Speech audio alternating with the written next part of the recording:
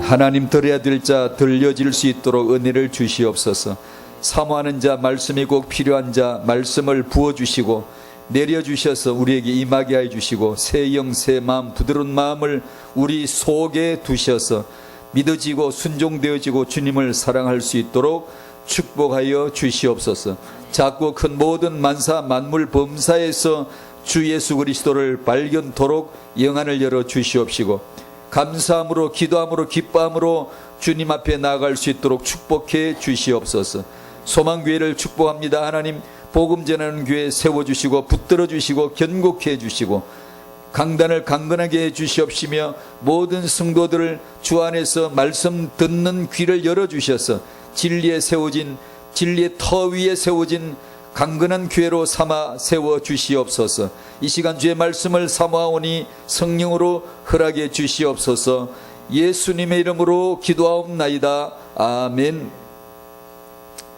아멘. 아멘.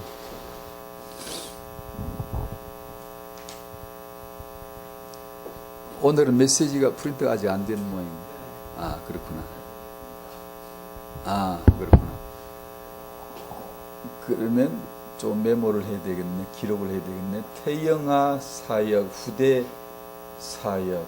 우리는 이걸 RT 시대 렘넌트라고 명명하는데 이 사역이 중요한 이유. 다 중요하죠. 다 모든 게 중요하지만 태영아 사역은 그 중요한 것이 하나님의 그 중요함이 하나님의 시작인 줄로 믿는 겁니다.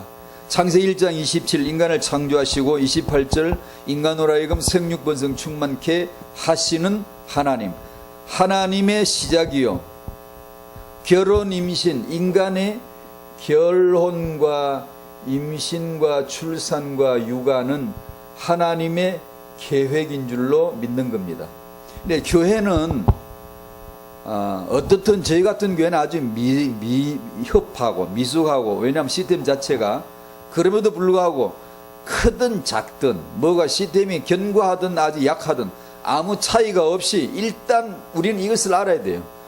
이것이 우리의 눈이 보는 눈이 되어야 되고 비전이 되어야 되고 기도가 합쳐져야 되고 뭔가 사역자가 나와야 되고 해야 될 사역임은 틀림없다. 이것을 명확하게 해둬야 됩니다.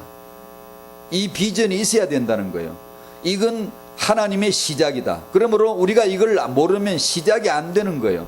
교회는 태영 유초 아이들이 올 수 있는, 오면 오직 예수의 말씀을 받을 수 있는 곳이 되어야 되고, 그 말씀을 아주 역동적이고 활기찬 그리고 재미있는 예배를 통해서 아이들에게 전달이 될 수 있도록 우리는 그걸 만들어줘야 돼요.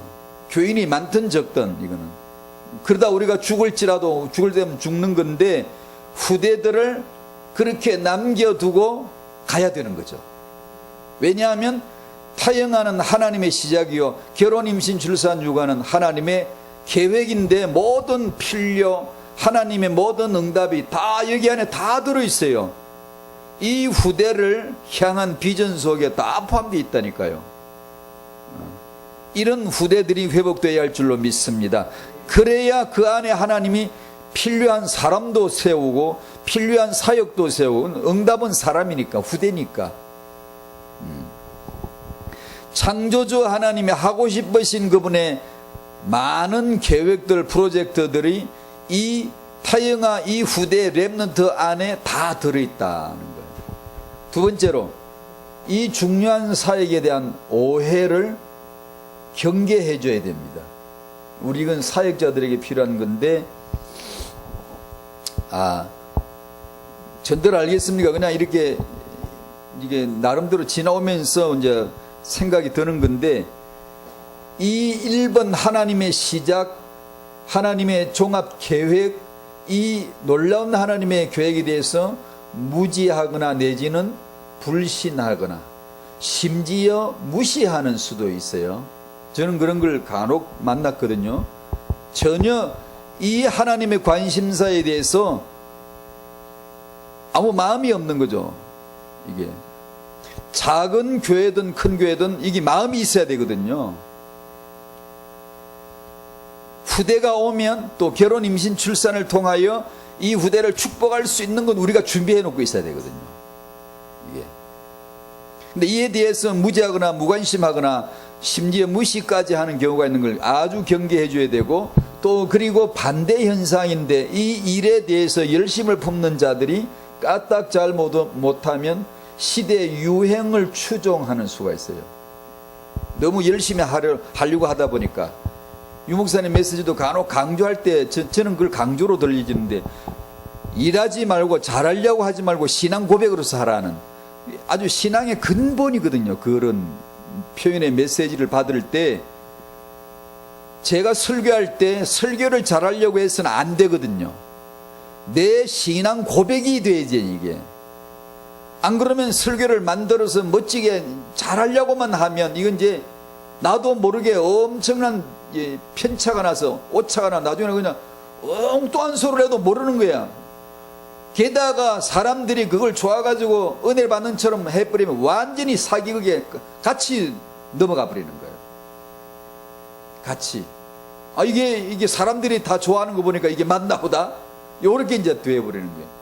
그게 이제 역사의 오랜 관습입니다. 그렇게 되어지면 그게 부흥이 아닌데 부흥으로 인정되어져 버리고, 그게 은혜가 아닌데 은혜 받았다고 해버려요.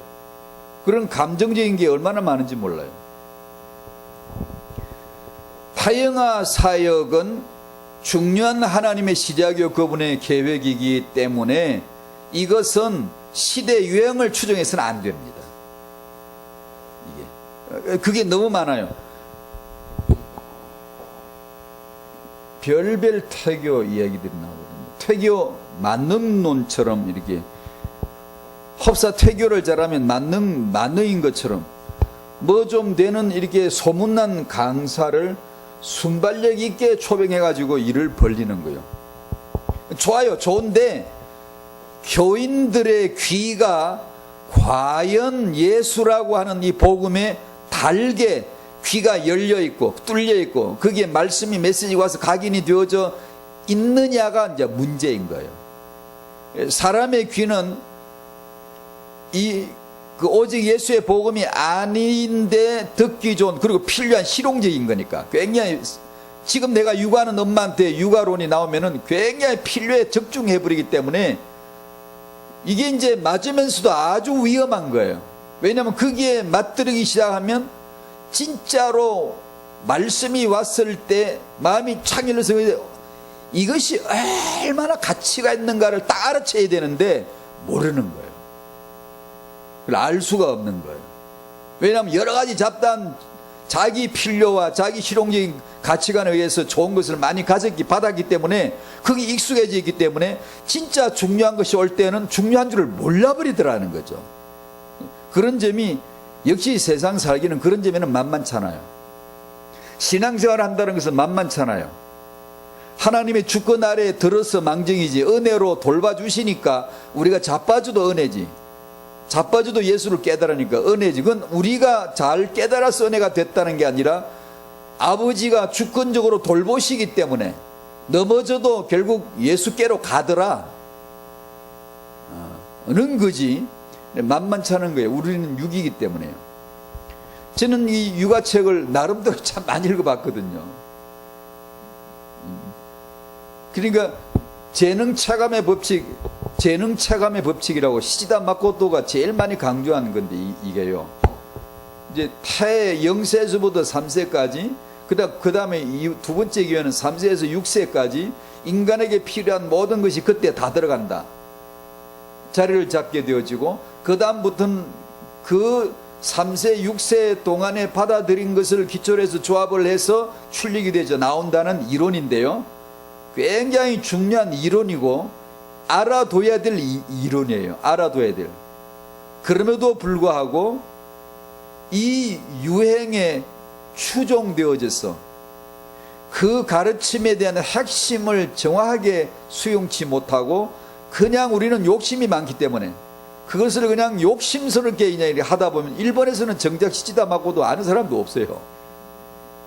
근데 우리 한국 서점에 이게 굉장히 유행이 됐고 널리 알려져 가지고 시지다 교육이라고, 글렌 도만 교육과 시지다 교육 이런 것도 굉장히 유행을 했어요. 지금도 있어요. 있는데 이런 유행을 타는 것을 굉장히 조심해야 되죠.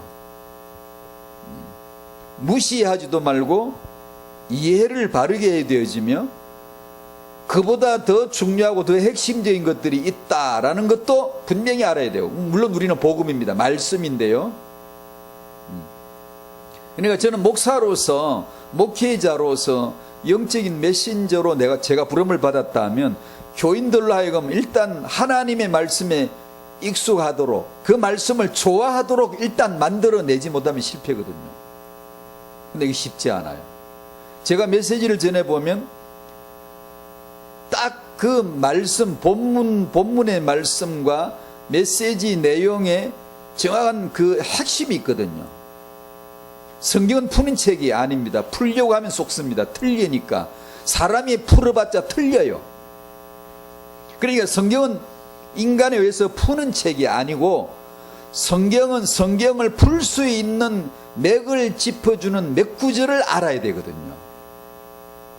그것이 주 예수 그리스도이고, 예수 그리스도를 약간씩 다르게 이렇게 해서 성경 속에 중요한 실마리를 자꾸 끄집어 쭈르르 낼 수 있는 그 실마리를 성경에 간혹 가다가 이렇게 툭툭 던져는, 요 근래 제가 우리 교회에서 전한 말씀으로 본다면 요한복음 6장 6절이에요. 이 말씀을 하시면 친히 어떻게 하실 줄을 아심으로 빌립을 시험하고자 하여 질문을 던진 거거든요. 빌립아, 이 많은 사람들 어떻게 먹이겠니? 근데 빌립이 아유 글쎄요, 여기는 빵굼터도 없고 또 있다고 해도 살 돈도 없고 이 빈들에 사람이 막 쫙 깔렸는데, 지금 예수님 설교 들으려고 막 운집에 왔는데 이걸 어떻게 먹일 방법이 없는 거예요. 광야에서의 배고픔의 굶주림은 창세기 3장의 또 다른 표현이거든요.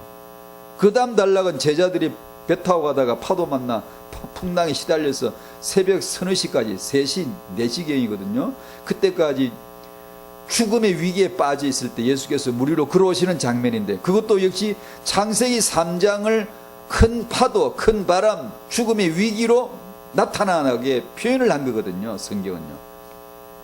그래서 이 말씀을 하시는 것은, 이 질문을 하시는 것은, 왜 이 창조를 하시는 것은, 아담을 지으시는 것은, 아브라함을 부르시는 것은 일관되게 하나의 맥을 딱 잡아주거든요.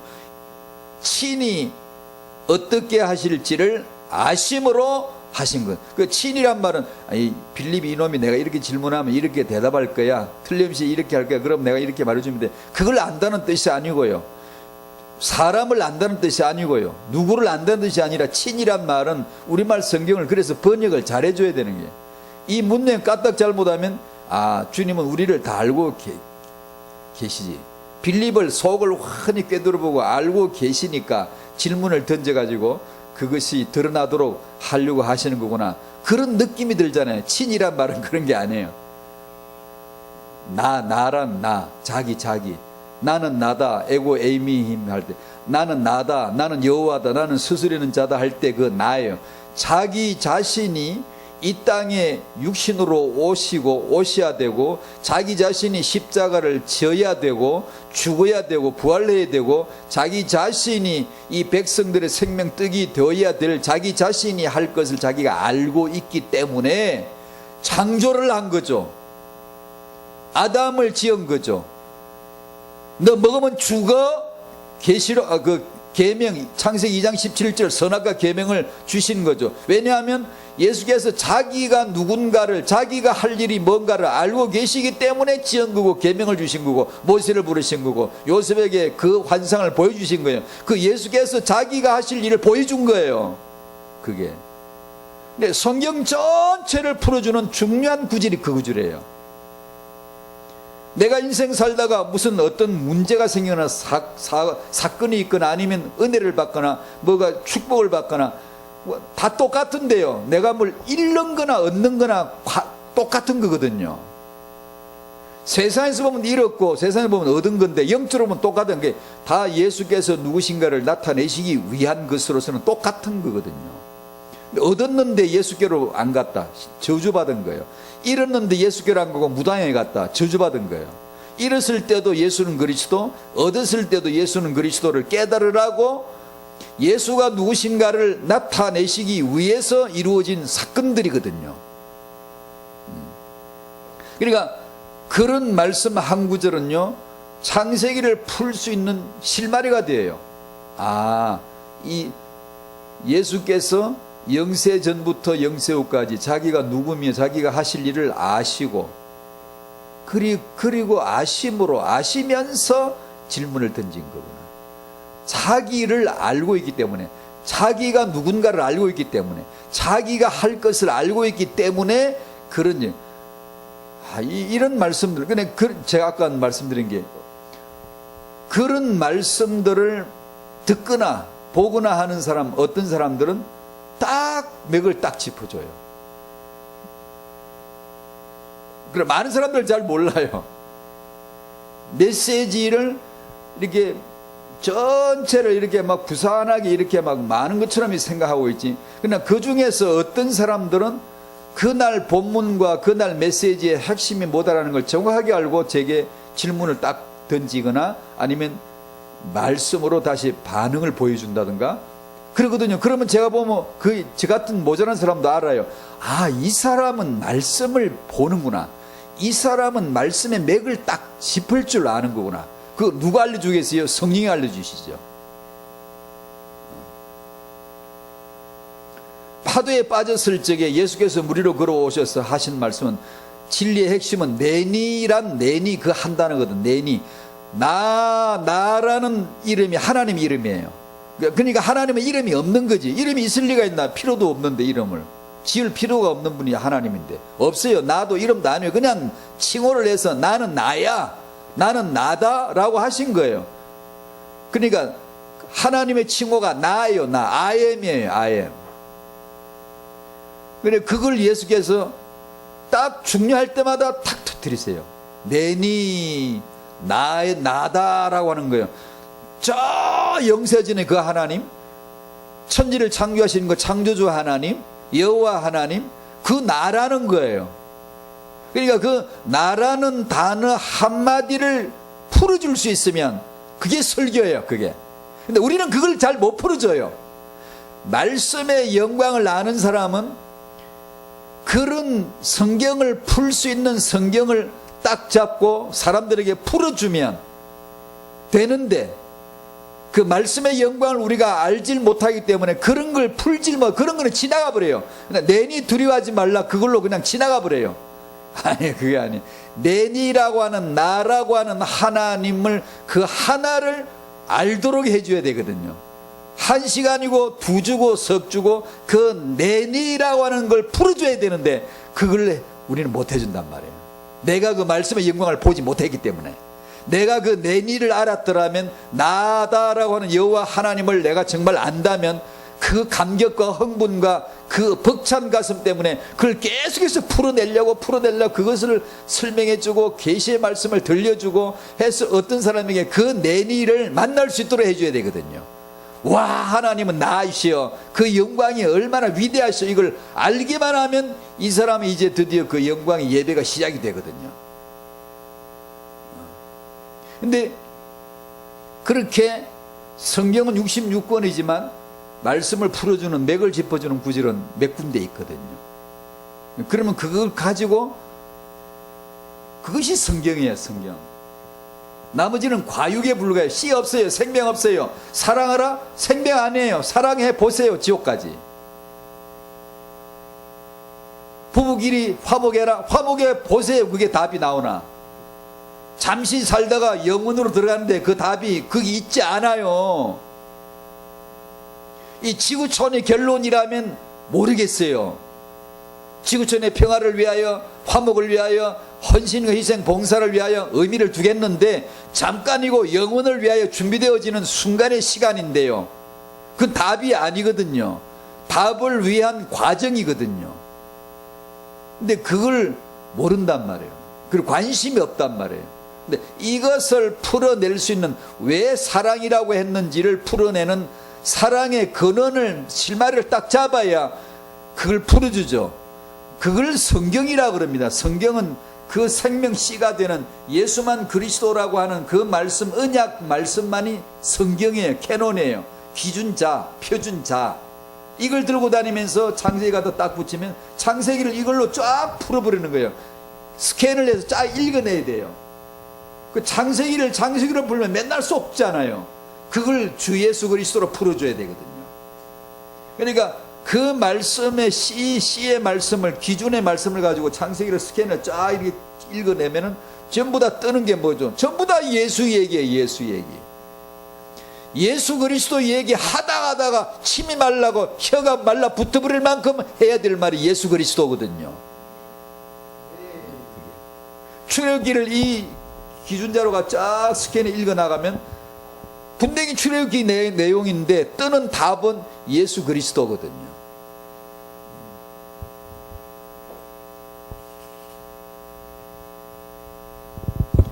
여기서 경계를 해야 될 것을 강조하다가 그런 얘기까지 나왔습니다. 유행을 추종하는 것을 주의해야 된다. 위대한 인물을 표준으로 삼고 목표로 삼는 것을 아주 주의해야 된다.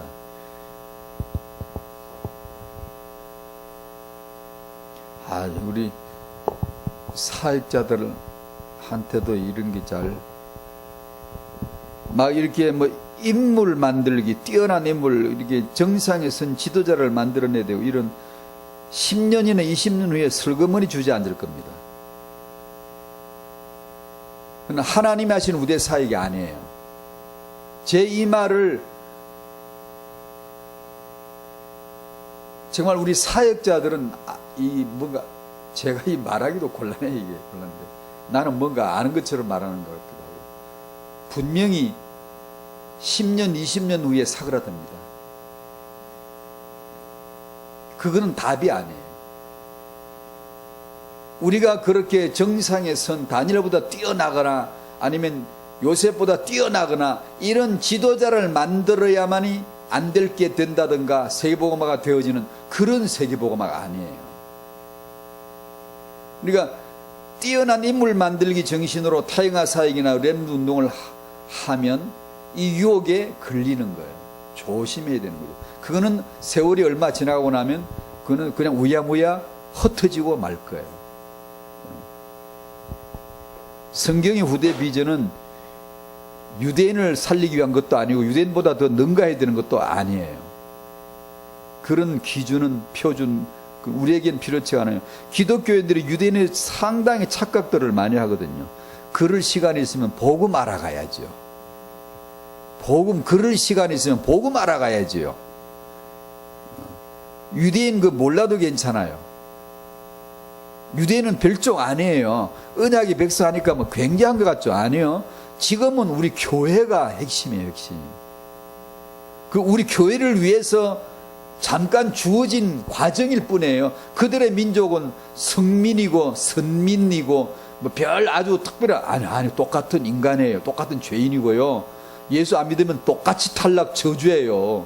그들은 무슨 별다른 은혜가 따로 있고 뭐 민족이 나중에 별다른 축복을 따로 받을 게 있고 아니 없어요. 안 믿으면 무조건 저주이고요. 예수 그리스도 고백되어져야만 교회가 되는 거예요. 교회를 만드는 것만이 하나님의 목표지 무슨 한 민족을 따로 세워가지고 특별하게 만들고 그런 하나님 없습니다. 그들은 하나님의 언약을 깨닫지도 못했어요. 언약을 후대들에게 전달하지도 못했어요. 언약이 뭔지도 모르죠. 이렇게 이런 말은 죄송하기도 합니다만 기독교 지도자들이 하는 말이 유대인은 성경 창세기를 암송을 잘 해서 잘 하니까 하나님 말씀을 잘 암송하니까 인물들이 되고 봐라 노벨상도 휩쓸고 이런 말을 기독교 지도자들이 청소년 사역자들이 하는 걸 한두 번 들은 게 아니거든요. 아니 그거는 성경이 아닙니다. 그렇게 해서 인물이 된다고요? 창세기를 암송하면 인물이 된다고요? 그들은 언약을 믿지도 않고 언약을 모릅니다. 예수 그리스도를 모릅니다. 하나님의 언약이 뭔가도 전혀 모르고 있어요. 지금도요. 그런데 창세기를 외우면 그렇게 인물이 된다고요? 아니거든요. 진짜 웃기는 거거든요. 기독교인들 복음에 대한 무지와 불신을 널리 우리가 알리는 거예요. 그러면 안 됩니다. 그럴 시간이 있으면 예수 그리스도 아시기를 바랍니다. 그 다음에 우리가 해야 될 것이 이 태영아나 렘넌트를 위해서 공부를 해야 합니다. 그러나 지금까지 말씀드린 대로 완벽한 자녀, 인물을 목표로 한 그런 욕심은 내지 말아야 되죠. 모든 육아 이론들, 소문난 육아 서적들, 육아 학자들, 육아 경험들 참고를 하기 위해서 공부는 해야 돼요. 공부를 하되 욕심 내지 말란 말은 경계선이 참 모호하긴 한데요. 어떻든 개인적으로 인도를 받아야 되죠. 그 다음에 네 번째로, 오늘 내용이기도 합니다만, 복음 후대, 복음과 후대, 복음 엘리트, 이 육아 모델을, 이 인물의 모델을 우리의 주요 그리스도이신 예수님 안에서 발견하고 체험해야 할 줄로 믿습니다. 이것을 사역자들이 해야 되고, 그래야 아이에게 오직 예수 그리스도, 저도 작은 교회지만 그걸 일러줍니다. 우리가 하는 태영아 사역은, 후대에게 언약 전달하는 것은 그냥 이 사역하기 위해서가 아니고, 아이들을 재미있게 잘 양육하고자 하는 것도 아니고, 그냥 인물을 키우고자 하는 것도 아니고, 태영아 사역을 잘하고자 하는 것이 아니다. 우리가 이걸 하는 이유는 오직 예수 안에서 이것이 발견되기를 바라는 거고, 오직 예수만이 그리스도라는 것을 전달해 주기 위해서만 우리가 존재하는 거다. 그것만 놓고 체험하고 기도하면 필요한 것을 채워주실 것이고, 그걸 따라가는 것뿐이다 라고 강조를 자꾸 하죠. 그런데 제가 가만히 이렇게 보면 태영아는 정말 필요한 거예요. 이 태영유 아이들, 이 아이들 예배 가운데, 말씀 가운데 이 아이들에게 전달을 아주 제대로 재미있게 되도록 해주는 이 사역은 정말 필요한 거예요. 정말 해줘야 돼요. 교회 애가 하나건 둘이건 그걸 해줘야 돼요. 그걸 해줄 수 있는 이 사역자가 나와야 되거든요. 나와야 하는데, 이게 굉장히 중요한 사역. 그래서 이것을 공부를 하고 언약 안에서 진리를 정확하게 아는 사람이 해야 되고, 안 그러면 이게요, 그냥 세상 교육이나 세상 경쟁 교육이나 세상 방식으로 추종에 따라가기가 너무 쉬워요. 이게. 왜냐하면 그런 책을 참고로 읽으면 정말 훌륭한 책들이 많거든요. 네. 그 공부를 하되 욕심은 내지 말고, 복음과 후대, 복음 엘리트라고 하는 예수님 안에서만 발견되어지도록 하려 하는 이 중심을 꼭 가져줘야 되거든요. 다시 한번 말씀드리자면, 저나 여기 사역자 계시잖아요.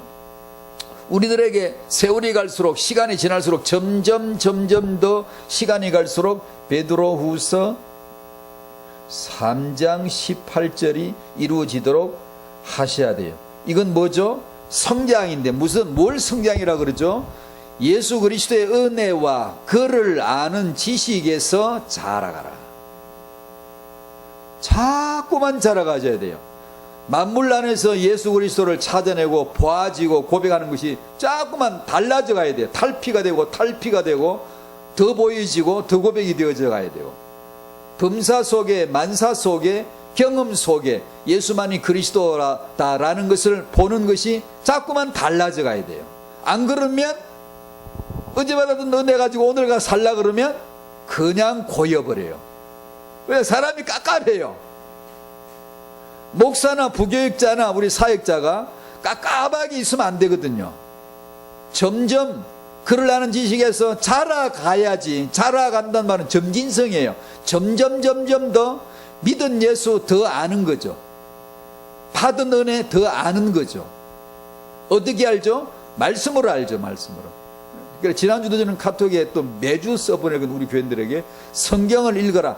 토요일날은 제가 꼭 이렇게 내일 내가 본문이 이건데 본문을 대지도 물론 보내줍니다. 교인들에게 내일 내가 메시지할 내용이 이거다라고 보내주기도 하는데 그거는 안 읽어도 좋고 내일 말씀 받을 텐데 그 본문이 어디서 어디까지인데 이것을 여러 번 읽고 잠자리에 누워서 가만히 생각해 보면 그 말씀이 머리에 내 생각에 떠오를 수 있도록 익숙해지도록 친하게 그 말씀이 예수님이 어떻게 행동하시고 어떤 말씀을 하시고 저희들이 어떻게 답을 했는데 예수께서 그에 대해 어떻게 반응을 보이셨는가 이런 내용들이 마음의 스토리가 엮여지도록 마음의 생각에 선명하게 나타날 때까지 익숙해지도록 읽어보라고 꼭 얘기하거든요.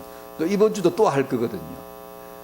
그리고 성경 자체를 읽고 그 본문의 말씀을 자주 읽고 친숙해지도록 자꾸 저는 만들고 싶거든요. 왜냐하면 그러지 못하고 설교만 메시지만 듣는 것만 익숙해지면요 그건 어떻게 말을 해야 될지 몰라. 이건 까딱 잘못하면 무슨 병 들어버려요.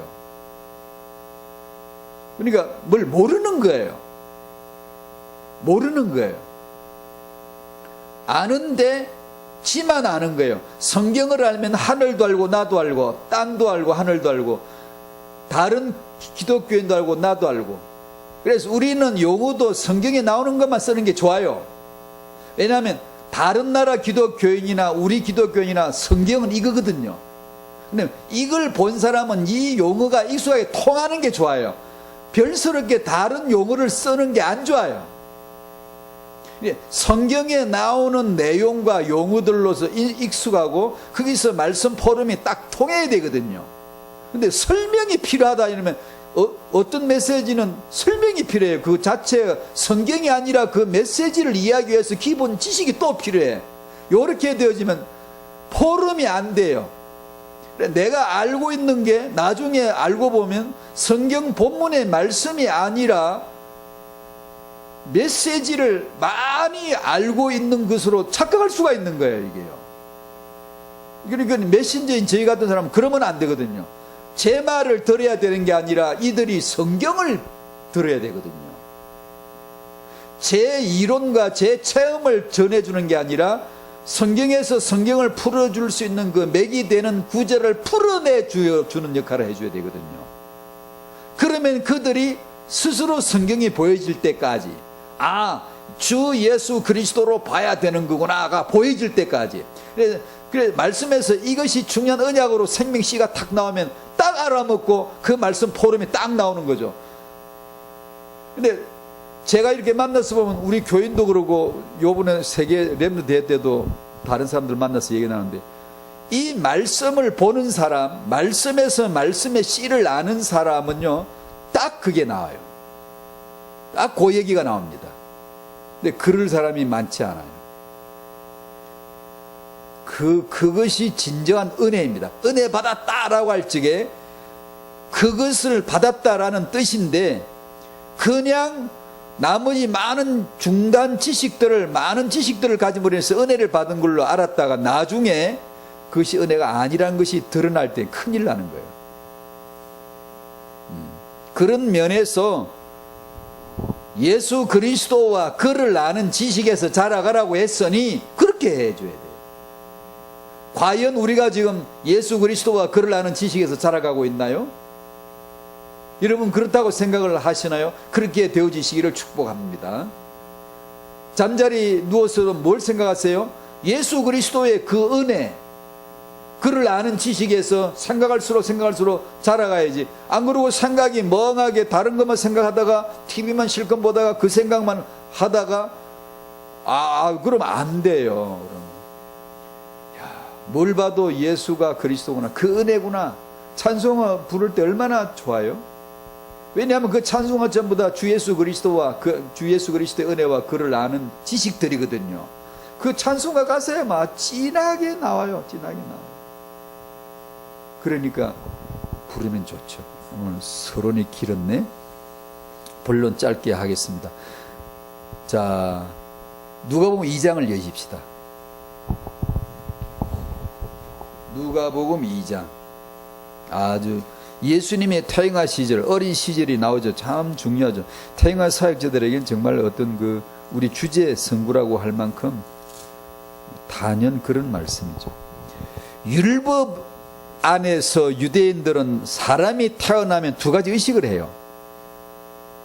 두 가지 의식이 있어요.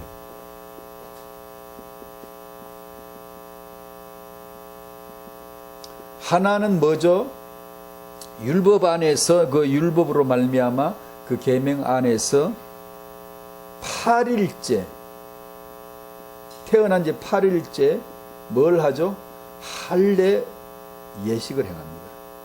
할례 의식을 가져요. 태어나서 8일째.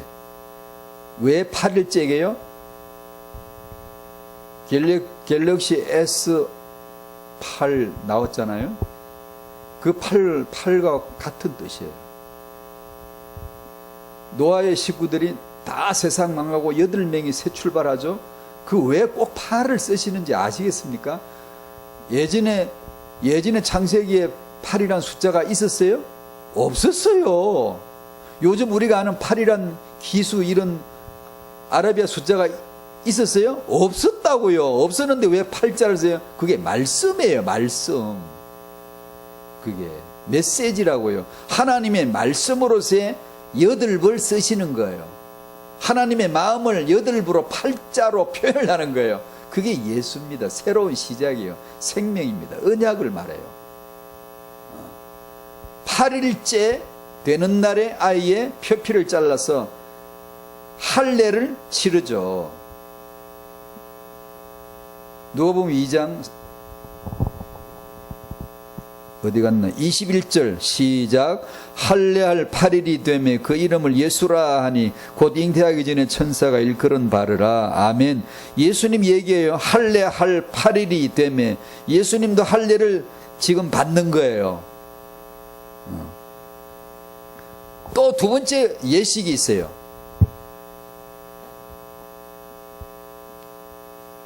그걸 정결 예식이라 그럽니다.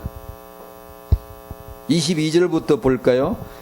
22절부터 그만할 때까지 읽어보십시다. 시작. 모세의 법대로 정결 예식의 날이 참에 아기를 데리고 예루살렘에 올라가니 이는 주의 율법에 쓴 바 첫 해에 처음 난 남자마다 주의 거룩한 자라 하리라 한 대로 아기를 주께 드리고 또 주의 율법에 말씀하신 대로 산 비둘기 한 쌍이나 혹은 어린 집 비둘기 둘로 제사하려 함이더라. 여기까지 이렇게 해서 아기 예수를 데리고 가서 정결 예식을 희생 제물을 바치면서 쭉 한 내용 나옵니다. 그러니까 아기 예수께 8일째 할례와 그 다음에 정결 예식이 치러진 거예요. 그 다음에 누가복음 2장 동일한 말씀에 51절부터 봐야 되겠네. 41절부터 52절까지 한번 또 읽어보십시다. 시작. 그의 부모가 해마다 유월절이 되면 예루살렘으로 가더니 예수께서 12살 되었을 때에 그들이 절기의 관례를 따라 올라갔다가 그 날들을 마치고 돌아갈 때에 아이 예수는 예루살렘에 머무셨더라. 그 부모는 이를 알지 못하고 동행 중에 있는 줄로 생각하고 하루 길을 간 후 친족과 아는 자 중에서 찾되 만나지 못하며 찾으면서 예루살렘에 돌아갔더니 사흘 후에 성전에서 만난 적 그가 선생들 중에 앉아서 그들에게 듣기도 하시며 묻기도 하시니 듣는 자가 다 그 지혜와 대답을 놀랍게 여기더라. 그의 부모가 보고 놀라며 그의 어머니는 이르되 아이야 어찌하여 우리에게 이렇게 하였느냐. 보라 내 아버지와 내가 근심하여 너를 찾았노라. 예수께서 이르시되 어찌하여 나를 찾으셨나이까. 내가 내 아버지 집에 있어야 될 줄을 알지 못하셨나이까 하시니 그 부모가 그가 하신 말씀을 깨닫지 못하더라. 예수께서 함께 내려가서 나사렛에 이르러 순종하여 받드시더라. 그 어머니는 이 모든 말을 마음에 두니라. 그만. 자, 제가 여기서 이 두 군데를 짚은 것은 이 두 구절 때문입니다. 태어나서 8일째 할례를 받고 정결 예식을 치르시고 나셔서 40절이 그 단락의 결론인데 이 어린 아기 예수가 어떤 모습인가를 이 8일째 할례를 받고 정결례식을 치르고 나사렛에 돌아가서 30절에 주의 율법을 따라 모든 일을 마치고 갈릴리로 돌아가 본 동네 나사렛에 이르니라. 나사렛에서 아기가 자라며 40절 2장 40절 시작. 아기가 자라며 강하여지고 지혜가 충만하며 하나님의 은혜가 그의 위에 있더라로 아기 예수가 8일째 할례 받고 정결을 시행하고 나사렛 본 동네 돌아가서 이런 모습으로 자란다라는 걸 보여주신 거예요. 그리고 12살 왜 12를 쓰시게? 아까 드린 대로 이게 다 말씀이에요. 12라는 아랍의 숫자가 아니고 그 뜻이 아니고요, 메시지입니다. 메시지. 야이로의 딸이 죽었는데 이 딸아 나이가 몇 살? 12살이에요 다 메시지예요. 그게 12는 아들의 수, 예수 그리스도의 다른 칭호예요. 그분을 보여주시는 칭호입니다. 12살 될 때 6월절, 어느 날 6월절에 일어난 일이에요. 이게. 그러면서 이 12살 때 6월절 때 일어난 일로서 마무리를 사건을 쭉 하면서 본 동네 나사렛에 되돌아가서 52절을 결론을 딱 짓는 거예요. 이 예수가 나사렛 동네 본 동네에서 이런 모습이다라고 52절 시작. 예수는 지혜와 키가 자라가며 하나님과 사람에게 더욱 사랑스러워 가시더라. 아멘 아멘. 12살짜리 12아들 12지파 연산 금방 되죠. 그건 예수의 다른 표현입니다. 아들의 수예요. 6월절 어린 양 예수, 6월절 어린 양이 이런 모습으로 자라고 있음을 보여주시는 거예요.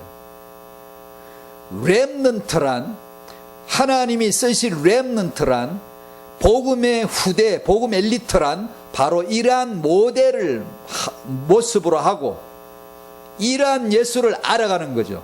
이렇게 완벽하게 자랄 사람은 아무도 없어. 있으면 안 되지만, 있을 수가 없지만 이 예수 그리스도를 바라보는 거죠. 알게 하는 거고, 이 예수를 그리스도로 체험하는 것이고, 그 안에서 자라가는 거예요. 그 은혜 안에서 자라게 해주는 겁니다. 그래서 혹시 예수님처럼 육체가 건강하지 않더라도 괜찮아요. 괜찮은데 그 예수를 알고 예수처럼 육체가 다 강건해야 되고, 안 그래 어떤 사람은 강건하지 않아요. 괜찮다고요. 강건하지 않든 어떻든 상관없고 그 예수 그리스도 안에, 은혜 안에서 자라가도록 해줘야 돼요. 이것이 타영화의 렘넌트, 이게 바로 그걸 오늘 1번은 지난주 메시지와 내용을 이어온 것인데 참 엘리트라고 하는 겁니다. 참 엘리트. 지난주 메시지 나눴죠? 그렇구나. 근데 그 소리가 나는 줄도 몰랐네. 소리를 끄니까 소리가 났었구나를 알았어요. 원래부터 소리가 있는 줄 알았다가. 참 엘리트 1. 그리스도가 엘리트이심을 경험해야 됩니다. 애인이 되어서 늘 삶에 그 예수 닮기 원합니다. 그 그리스도 알리기 원합니다. 꿈에서나 일어나서나 항상 생각해, 그분을 늘 생각하셔야 돼요.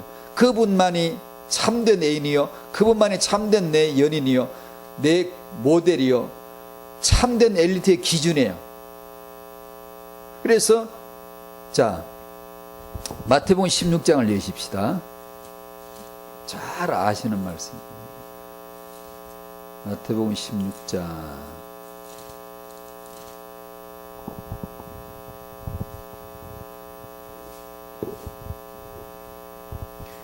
13절 같이 읽죠. 시작. 예수께서 빌립보 가이사랴 지방에 이르러 제자들에게 물어 이르시되 사람들이 인자를 누구라 하느냐 하니까 14절에 시작. 이르되 더러는 세례 요한, 더러는 엘리야, 어떤 이는 예레미야나 선지자 중에 하나라 하나이다.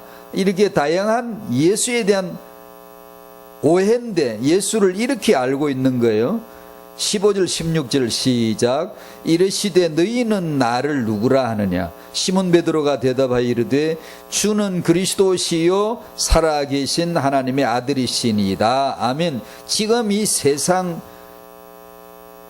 인구들, 인류들이 살고 있는 세상의 모습을 다 한눈에 보여주죠. 지금 누구는 예수를 이렇게 알고 있고 누구는 예수를 그리스도로 알고 있고 딱 이렇게 나눠지죠. 그 모습을 보여주죠. 예수는 세례 요한이야, 엘리야, 예레미야 선지자 중에 하나야. 누구라고 알고 있냐, 무엇이라고 알고 있냐. 이 하나죠. 하나. 이 하나만 질문해요. 다른 시험 질문들은 아무 소용도 없어요. 질문도 아니에요. 그거는 질문도 아닌데 질문인 것처럼 하는 것이지 아무것도 없어요. 이 하나만 질문입니다. 진리입니다. 이 답을 해야 돼요. 기적을 경험한 무리들은 예수님을 보고 다윗의 자손입니다 이렇게 합디다. 바리새인들은 예수를 보고 뭐라 그랬어요? 귀신 들렸다, 마귀에게 잡혔다, 귀신 들려 미쳤지라는 뜻까지 썼어요. 예수님을 보고. 그렇게 차이가 납니다. 똑같은 예수를 보는 눈이 그렇게. 헤롯은 예수를 보고 뭐라 그랬어요? 자기가 못 베어 죽인 세례 요한이 부활해서 살아온 걸라고 무서워가지고 벌벌 떨었죠. 자기가 죽인 요한이 살아왔다고. 이렇게 예수의 고향 사람들은 예수를 보고 뭐라 그러죠? 목수의 아들. 그렇게밖에 몰라요. 옆집에 사는 친구는 뭐라 하겠어요? 예수야 그럴 거 아니에요. 친구밖에 몰라요. 그 이상 알 수가 없는 거예요. 예수를 알아본 딱 하나의 존재가 있었으니 귀신들이에요. 예수를 보자마자 하나님의 아들이다 라고 소리를 지르는 거예요. 그러니까 예수께서 찍소리 못하게 꾸짖어서 소리 내는 걸, 말하는 걸, 랄레오, 진리를 고백지 못하게 합니다. 말씀을 고백지 못하게 꾸짖습니다. 왜냐? 그들이 그리스도를 알아봤기 때문이라 그럽니다. 그들에겐 진리를 고백할 기회조차도 주어지지 않는 거예요. 할 수가 없게 만들어버리죠. 그러나 예수님은, 우리의 모델이신 예수님은 누구시냐? 예수님은 이게 2번이 아니고, 그리스도 예수님은 누구시냐? 마태복음, 여기는 성경 읽고 싶었지만 시간이 많이 가서 안 되겠다. 마태복음 1장 1절에 16절, 예수님은 아브라함과 다윗의 자손으로 나타나 있습니다. 그렇게 아시죠? 아브라함과 다윗의 자손, 예수 그리스도의 세계라 무슨 뜻이에요? 그러니까 성경을 보는 눈이에요. 아브라함과 다윗의 자손이 아닙니다, 예수님. 그런데 왜 자손이라 그래요? 그걸 이제 성경은 그 뜻으로 말한 게 아니라 아브라함과 다윗의 왕 되시다, 아브라함과 다윗의 메시아가 되시는 예수를 지금 그렇게 표현해 주는 거예요. 예를 들면 요한복음 8장 58절에 아브라함이 나기 전부터 내가 있느니라. 그 유명한 내가, 내니, 나라, 내가 있느니라 라고 하나님이심을 그 단어 하나로 톡 터뜨리는 거예요. 확 드러내는 거예요. 근데 이걸 누가 알아듣는 사람은 감전되듯이 찌르 알아들으면 바로 무릎이 경배가 되고, 대부분은 못 알아들어요. 대부분 그걸 못 알아들어요. 그러니까 무릎이 꿇혀지지 않는 거예요. 예배는 하는 게 아니에요. 그에 의해서 꿇혀지는 거예요. 수동태예요. 예배는 능동태가 아니에요. 강건하라가 아니라 강건하여져라 그랬고, 네가 행하라가 아니라 행하여지는 수동태로 원문은 전부 나오거든요. 능동태는 없어요. 객차는 기관차 끌고 가지, 기관차가 끌기 전까지는 가만히 있어요. 그것이 수동태예요. 와서 척 걸어주면은 끌려가는 거죠.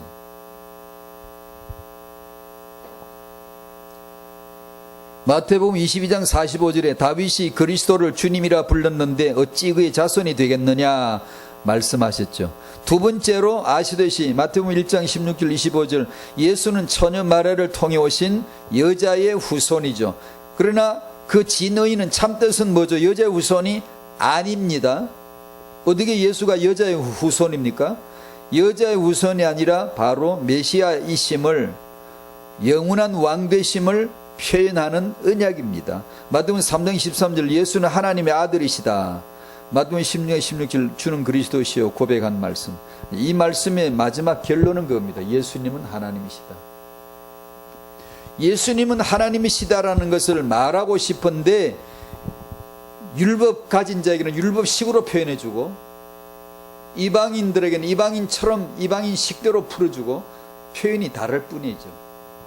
우리는 아브라함과 다윗 자손 몰라요. 몰라도 괜찮아요. 전 몰라도 구원받았어요. 우리 조상이 아브라함이 아닌데 뭘 내가 알 턱이 뭐 있어요. 우리 족보도 모르는데. 예, 그렇죠. 그게 복음을 얘기하는 거죠. 복음 안에 들어가면 저런 말씀들이 금방 보여지죠. 그걸 가능케 해주는 것이 예수란 이름입니다. 예수 안에 딱 고기를 들여보면 영원히 다 통하는 거예요. 영원히. 구약시대 예수 믿은 자만 우리 줄에 대열에 쫙 꿰져 있어요. 구약시대 언약을 받은 백성도 예수를 고백하지 않은 자는 아무도 안 보여요. 영혼 속에는 아무도 보일 리가 없어요. 아브라함과 다윗의 자손 예수 그리스도. 이 말은 우리도 모르는 건데 왜 하죠? 그들에게 필요해서 하는 거예요. 즉 예수님은 하나님이시다라는 것을 말씀하시는 거예요. 그걸 때론 좀 수위가 낮게, 때론 좀 높게, 때론 아주 툭 드러내고. 예수께서 나와 아버지는 하나다라는 말씀은 극대화된 마지막 정점의 자기 표현이에요. 여기에 뒤집어 쓰고 그냥 홍수 맞아서 죽는 사람도 있고 이 말에 이게 무슨 뜻인가 몰라가지고 뭐 물벼락이 터져가지고 휩싸여 썰려가 죽어버린 사람도 있고 어떤 사람은 꿋꿋하게 그 자를 깨닫고 은혜로 깨닫고 경배자의 무릎을 착 꿇는 사람이 나오죠. 나와 아버지는 하나라고 바로 고백하셨죠. 그리스도가 엘리트이며 지난주 메시지를 반복하는 겁니다. 그 그리스도를 하나님으로 만난 그리스도인이 엘리트인 줄로 믿어야 되는 거예요. 베드로전서 2장 9절 택하신 족속 왕같은 제사장 하나님의 언약의 백성들 우리들이 참된 엘리트임을 믿으셔야 되고 이 후대들이 교회에 들어왔을 적에 왕 대신 예수의 말씀으로 이들을 먹이고 재미있게 예배가 되도록 하고 놀면서 노래 부르면서 그 언약의 말씀이 선포되어지면서 아이들에게 쏙쏙 들어오는 아이들이 놀면서 예수 얘기하고 게임하면서 예수 얘기하고 노래 부르면서 예수 얘기가 그 진리가 그 어마어마한 진리가 너무나 간단하게 아이들 입에서 계속 노래로 나올 수 있도록 만들어내줘야 되는 거예요. 이걸. 네. 태영아 사역자들 어린이 유초 이런 아이들 사역자들 정말 이건 제대로 맡으신 거예요. 정말로 그거 하는 게 좋아요. 그거 하는 게 내가 교사로서 섬긴다면 기왕이면 그거 다 중요해. 다 중요한데 그 중요한 것 중에서도 이 하나님의 시작이요 하나님의 계획인 이거 하는 게 좋다니까요. 할 수 있으면요. 세상 사람들은 예수가 누군지 모르고 예수 믿는 사람이 누군지 몰라요. 초대교회 사도행전 보잖아요. 예수 믿는 사람들 보고 저 무식한 자들, 저 학문 없는 범인들, 보통 사람들 저렇게 갈릴리 전부 갈릴리 출신 촌놈들밖에 없잖아. 이런 말을 들었지만 예수 믿는 자는 촌놈이 아니라 하나님의 자녀예요. 예수 믿는 자는 학문 없는 범인이 아니라 하나님의 자녀예요. 그게 그리스도가 엘리트요 그리스도 믿는 그리스도인들이 엘리트요. 우리들이 해야 될 일이 이 아이들에게 이 그리스도를 전달하는 거죠.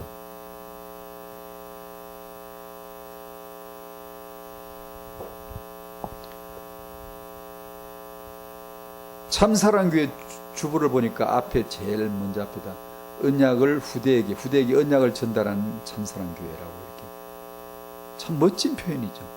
멋진 말을 해도 한마디를 해도 그렇게 정말 이게 정말 놀라운 표현입니다.